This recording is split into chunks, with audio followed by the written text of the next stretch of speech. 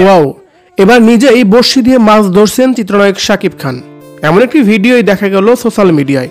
হঠাৎ কোথায় গেলেন তিনি এবং কোথায় গিয়ে নিজেই বড়শি দিয়ে মাছ ধরছেন?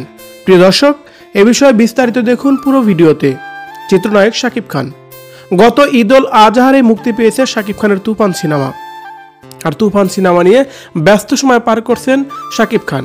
যদিও শাকিব খান প্রচারণার জন্য কোথাও যায়নি এখন পর্যন্ত, কিন্তু এবার দেখা গেল নিজেই ফ্যাক্টরি ভিজিট করতে গেলেন এবং সেখানে সেই পুকুর পাড়ে গিয়ে মাছ ধরছেন, তাও আবার বড়শি দিয়ে।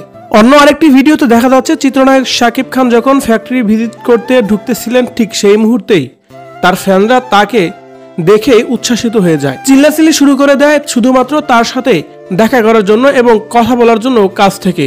আর তখনই দেখা যায় শাকিব খান মুহূর্তেই তাদের কাছে চলে যান।